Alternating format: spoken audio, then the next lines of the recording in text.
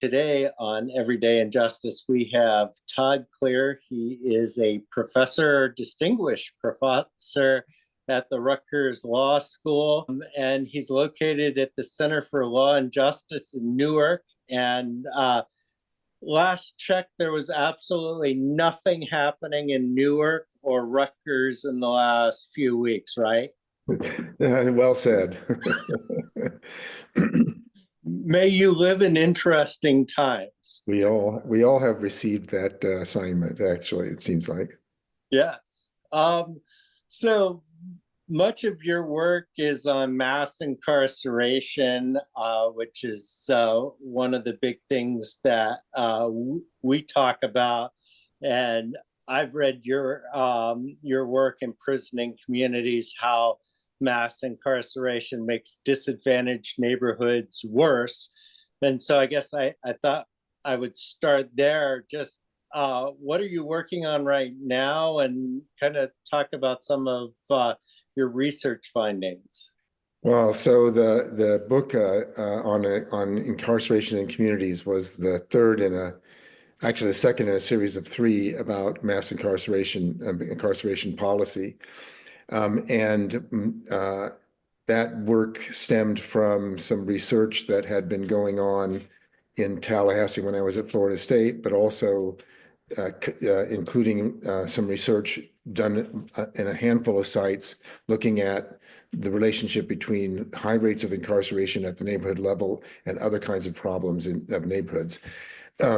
Since that book, I've been working on strategies for reducing or eliminating mass incarceration, and have recently published a couple of pieces outlining some of those ideas. I'm really at the looking very closely at the idea of retirement, and so the work that I'm talking about is sort of the last stage of academic work for me. So if you don't mind backing up slightly, how did you get involved in studying mass incarceration in the first place? I don't mind backing up. It's kind of fun for me to remember how this happened. I started graduate school in 1971 at the School of Criminal Justice in Albany. And I went to graduate school with the intention of becoming a prison warden. I had done my internships at undergraduate school as a counselor at the Indiana State Reformatory, and I had seen how problematic the reformatory was, and I was committed to the idea of helping to develop a prison system a prison program that would be truly rehabilitative.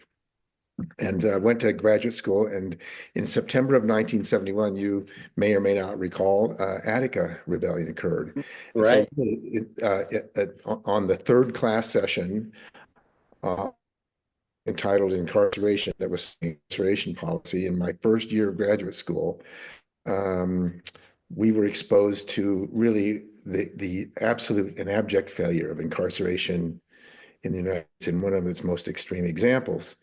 And uh, and coming out of that, I began to rethink, not my interest in incarceration policy was continuing, but I began to rethink the idea that I would be able to have a fruitful career, creating a prison that would be truly rehabilitative. And I started thinking that really the problem with the prisons was not what they were like, but that they existed.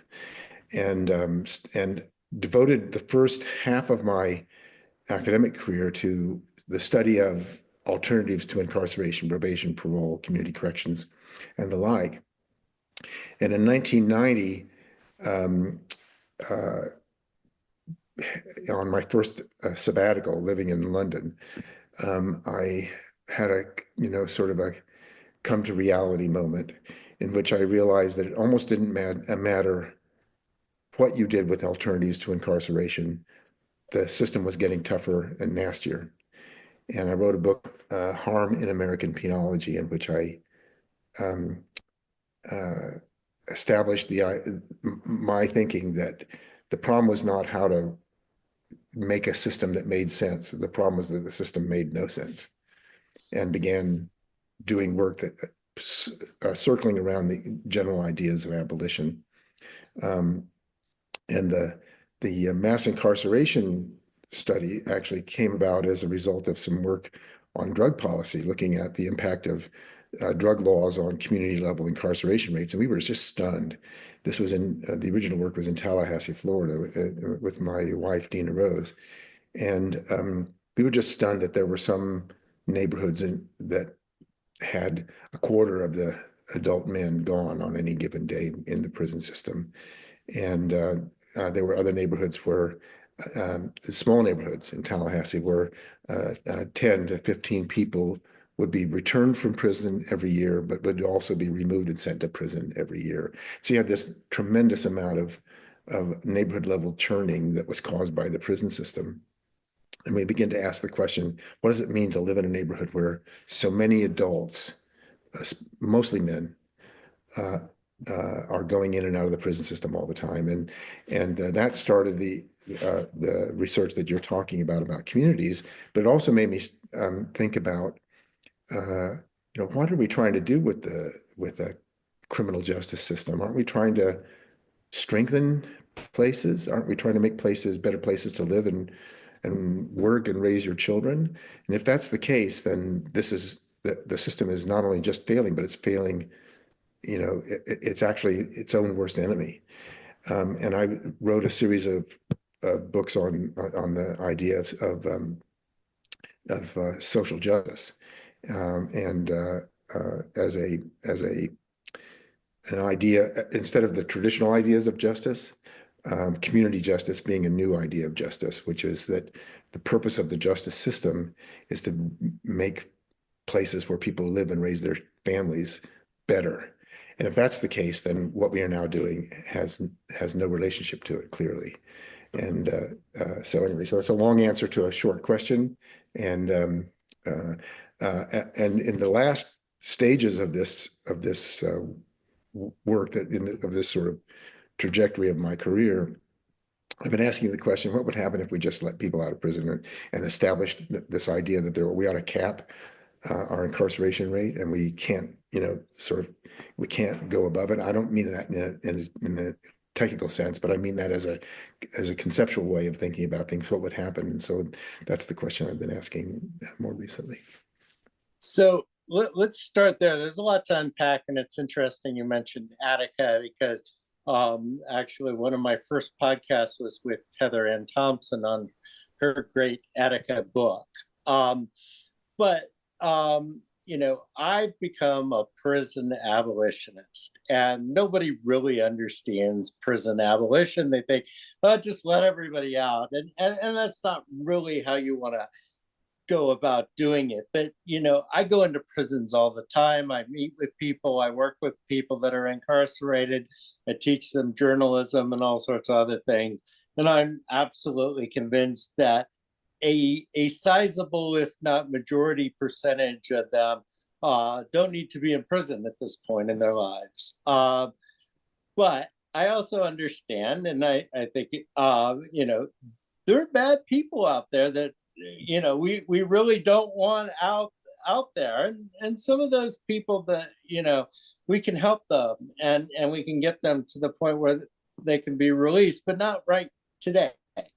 And so how do you respond to all that? Well, so I guess in general, I would say that's exactly how I feel. So I would add a couple of points, which is I would make a distinction between the number of people we incarcerate and the way in which we incarcerate them. And so let's assume that there is some small number of people who we know in some provable way are dangerous to have walking the streets. I think the number is actually pretty small. I think I did a lot of work on prediction in the first half of my career, and we're not very good at knowing the difference between people who are truly dangerous and people who are not. We think we are, but we really aren't.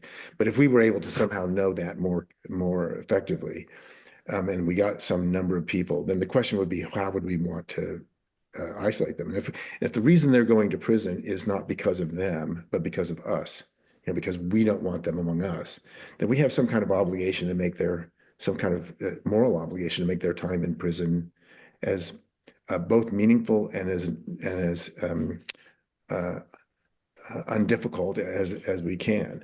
But in the U.S. culture, we have so subscribed to this idea that if you just treat people badly enough, they'll straighten up.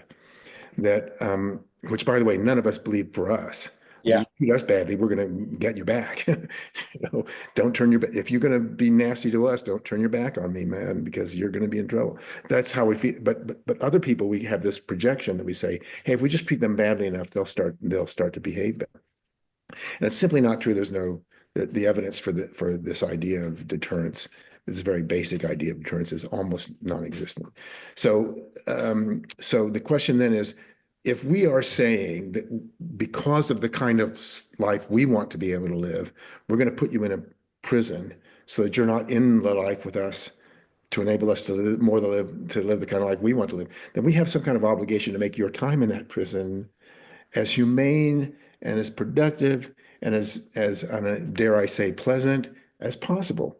There are plenty of prisons, by the way, in the world that practice that. Um, um, Not most prisons by far, and not all prisons certainly, but it's possible to have a prison situation in which being in that prison is not completely oppressive. And so we're restricting your freedom for us, not for you. And let's recognize then the burden is on us to produce a system that restricts your freedom in a way that doesn't make your life horrible to live, right? So that's the first moral level. The second thing I would say is that people's risk level is not static. It changes over time. We know that. We've known that for many years. We is one of the most known facts about the idea of risk in the world. So we may put you in prison now because we don't think our society can sustain you being a part of it now, but that doesn't mean that's forever. I once, Shad Maruna, one of my favorite writers about community-based criminal justice systems, once said to me in a public meeting, we were in a meeting, and the legislator said, "So what rehabilitation programs work?" And he said, "We have not yet discovered a rehabilitation program that is as effective as turning 35." And so if we're going to continue to lock people up in their 40s and 50s and 60s, which we now do, routinely, then we really are not only not protecting ourselves, we are engaging in a myth that somehow the risk that you represented at an earlier stage in your life, you continue to represent. You mentioned teaching in college, and I think this is a great example. You know, at Rutgers, we have a large prison-based college program. In fact, their commencement is today. And uh, when you see the transformation that occurs through education, now some of it is the aging process, but some of it is a great deal of it actually is the idea that someone takes an interest in what you know and what your potential is, and you then take an interest in that same thing, and change occurs. I'm not making a big argument for rehabilitation here. Rehabilitation is a complicated concept. I'm making an argument for not doing something that is in our interest that permanently inflicts damage on another person. It just seems to me that that's an obviously on its face immoral thing to do, and we ought to not do it. Yeah, I mean, there are so many layers to this, but I work with a lot of people that have gone back and they've gotten their high school diploma or GED more often. And now, in California, they even have programming where you can get your college degree. There's even a master's program, and there's studies on this stuff. Like, if you get your college degree while you're incarcerated, your recidivism rate is effectively zero. Um, and I agree with you. It's not really rehabilitation. It's more like you're kind of giving somebody something to shoot for rather than to get in trouble. And a lot of these guys, they were really young and they did something really stupid. They were running with the wrong crowd. A lot of them come from broken homes. They were abused. There's drug use on both sides of the family. And just getting away from that crap, for a lack of a better term, really makes a big difference for a lot of people. That's 100% correct. Yes, I agree with that. So, one of the questions I have for you in your view, having kind of watched this thing from, 50 years out, what is the single biggest policy mistake that led to mass incarceration? Well, if you limit me to one, I'll have to think about that a little bit. Or a couple, Uh, anyway. so let me start by saying prison populations are produced by how many people go there and how long they stay. Right. It's that simple. They're not produced by crime rates. They're not produced by poverty. They're not produced by racism. They're produced by how many people we send to prison and how long we make them stay. It's like a hotel. If you have a lot of people going in and out of a hotel, it'll get full. And if you have people staying a long time in a hotel, it'll get full. And what we've done since the 70s is dramatically change the pattern of how many people go to prison and how long they stay. In the early 1970s, three-quarters of the people sentenced on a felony received some kind of non-incarceration sentence. Today, three-quarters receive an incarceration sentence. In the early 1970s, the median length of stay was about 18 months. Today, it's about 36 months. So there you go. You triple the rate at which you send people to prison and you make them stay twice as long. You get a much bigger prison population. That's the way it works. And today's crime is roughly speaking what it was in the 70s. The number of arrests today is roughly speaking what it was in the 70s, felony arrests.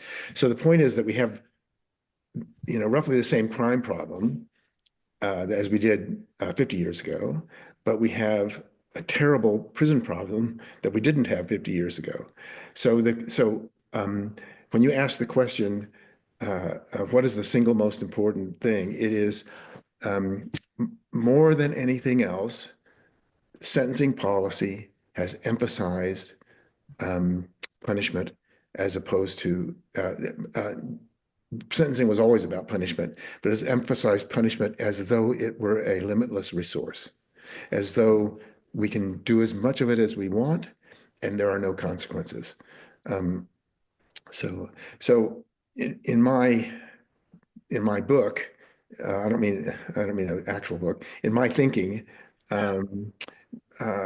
if we were to return to the sentencing policies that occurred in 1980, within about 30 years, we would be back to the criminal justice, to the incarceration population system that we had in 1980. So most of it has occurred since the 80s, and most of it has, and there's been very little sort of celebratory changes in the policy pattern that occurred since the 80s. So there's been a little bit of rollback here and there, particularly in the South, but the rollback has not nearly been as much to match the size of the original change in the policies. So you've kind of implicitly decoupled punishment from public safety. Would you argue that mass incarceration was ever really about public safety, or do you think it's something else? So let me say something about the way public safety was conceptualized in the late 70s and early 80s, particularly into the 90s. So on the one hand, there was a widespread idea that public safety was going into the into the pot. It was public safety was really disappearing. And what's ironic is that feeling continued into the early 2000s, even though crime rates started dropping in the 90s and dropped, relatively consistently for about 15 years. During that time period, people kept thinking, we don't have any public safety. Public safety has disappeared. So that was one. So one was this perception that it was a thing that was gone, leaving that we once had and no longer have. The second, I think, was the strong reaction to a push in the 60s for racial reconciliation and racial equity. And so political interests that wanted to oppose racial equity couldn't do so directly because it just simply wasn't going to work. You know, George Wallace, even George Wallace recanted. But if you made it about drugs or made it about crime in the streets, you could take on the problem of race, disadvantage whole neighborhoods that were comprised of people primarily of color, and you could do so with another conversation that had nothing to do with, or at least on the surface, had nothing to do with race. And so I think that it's this combination of a very real public perception that things were becoming less safe, that was fed largely by the way in which we wrote the news, combined with a very real but unspoken fear of what will happen if there's true racial equity, produce this perfect solution where if we cycle young Black men through the prison system on a regular basis, we can retain sort of racial inequality as a fundamental foundational part of urban life, and at the same time convince ourselves that we are doing something about a problem that we really are worried about, that public safety. Yeah, and I think it's important because, I'm probably 20 years younger than you, but I still remember, the 80s and crime and being in New York, and then I was in DC in the 90s. And I really remember, what it was like even in the mid 90s.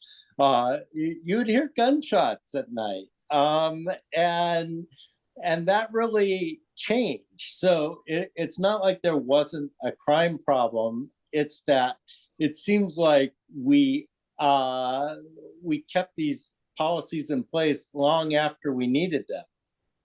So the New York City story is very interesting, and there are a couple of things about New York. You know how everybody ranks, everybody complains about the safety in New York, and it's one of the things New Yorkers do, and everybody does. But New York is one of the safest places in the country per capita. You know, you walk down the streets of New York almost any time, day or night, and you're pretty good. You know, in most parts of the city, you're really safer than you are in a lot of other places.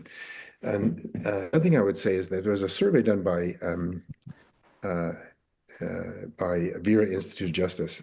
I think it was in the early 2000s, and they asked a large sample of New Yorkers, is New York safer now than it was 10 years ago? And by a huge margin, they said no. And then they asked the question, is your neighborhood safer than it was 10 years ago? And by a huge margin, they said yes. And so one of the things is we have trained ourselves to think about public safety in a particular way. And even though we now experience safety personally, we don't necessarily translate that into our conversation about safety. And, and there was very good evidence in the early 2000s that crime rates in New York across the board, across all neighborhoods, had been dropping dramatically for more than a decade, particularly violent crime. And I'll add one more thing, which is that the thing that makes New York interesting and exceptional is that there is, in addition to what you would call the crime problem, there is another problem, which is called a gun problem. And gun availability in most of the country has changed dramatically in the last 20 years, but not in New York City. And I want to go back to this neighborhood effect because, for me, I blame the media on this stuff.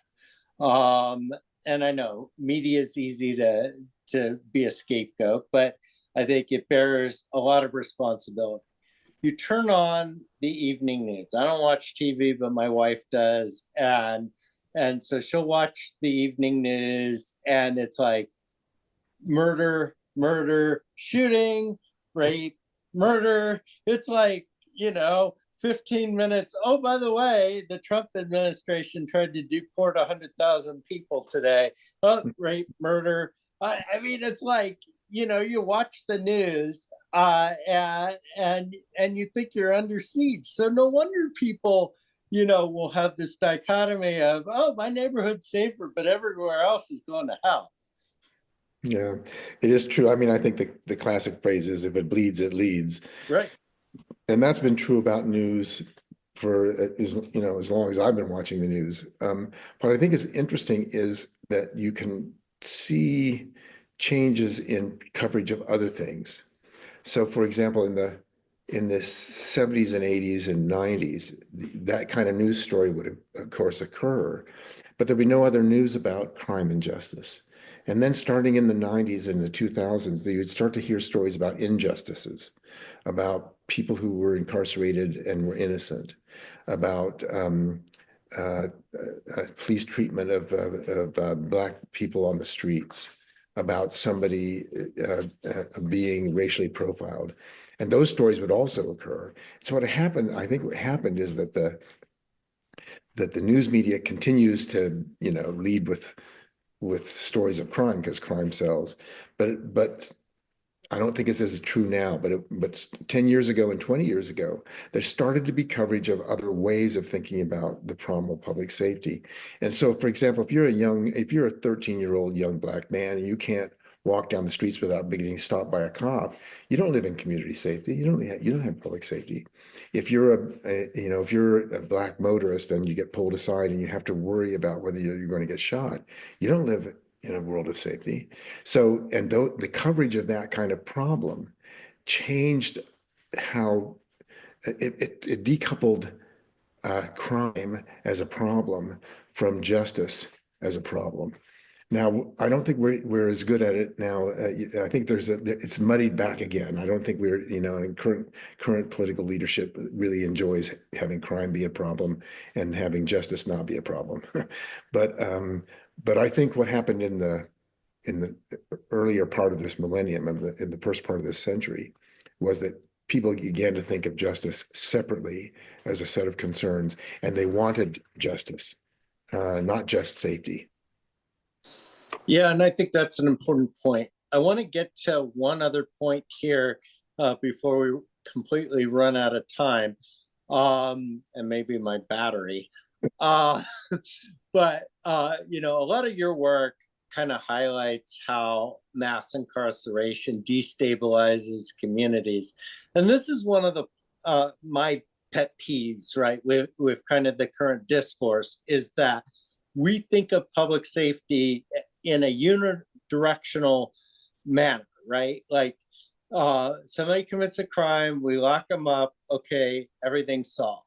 And the reality is that by incarcerating people, it destabilizes communities because all of a sudden, first of all, you put a sizable number of relatively young men into prison. They're now outside of their homes. A lot of them have kids. A lot of them had jobs, and families. And now you've created single families that are income deprived and kids growing up without parents. That has a collateral effect that nobody really thinks about, and that plays out down the road. And what we see in the data is a tremendous amount of people that end up in the criminal legal system and incarcerated whose parents were incarcerated. And Mhm. so we're perpetuating this intergenerationally. Yes, I think that's exactly right. And the way you tell the story, which I think is an accurate telling, is reflects what we think about in urban America. With the idea of neighborhoods, the idea of places where people have trouble leaving because their financial means won't let them leave this troubled place. But what I've been shocked about is that in some rural areas, people are spread much more widely apart, but incarceration rates are now approaching the worst incarceration rates in some of the urban areas. So in the disinvestment that we did in urban neighborhoods has also occurred in rural areas. And the high rates of incarceration, the economic and social uh, consequences of that borne by the people who remain in those rural areas, and then the intergenerational pattern of engagement in the criminal justice system is also true in these rural areas. There's not as much work being done on it because the numbers are lower. It's harder to do some of the math, but we have a terrible in states that have large rural areas. A high percentage of the people incarcerated in their prison systems come from those rural areas now. And what's actually happening is that the racial disparity in urban incarceration rates, which was about 6-1 in the 90s, is now about 4-1 or 3-1. So it's actually declining. It's still a significant disparity, people of color versus whites. But the disparity of incarceration rates in places that are economically stable versus rural areas that are economically unstable is exploding.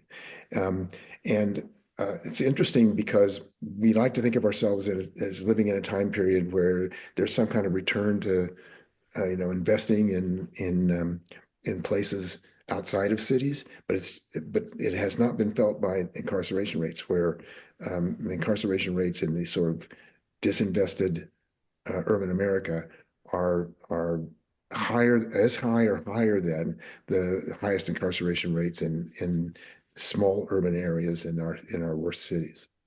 Yeah, and I think that's a really under noticed point. And part of it is that, when you go into an inner city, you see it visibly, whereas because the rural areas are so spread out, I mean, a lot of those homes are really dilapidated and in bad shape. And the other really interesting thing that I think a lot of people missed is that, like, everybody assumes, oh, all the people incarcerated are a bunch of liberal Democrats. Well, that's not true.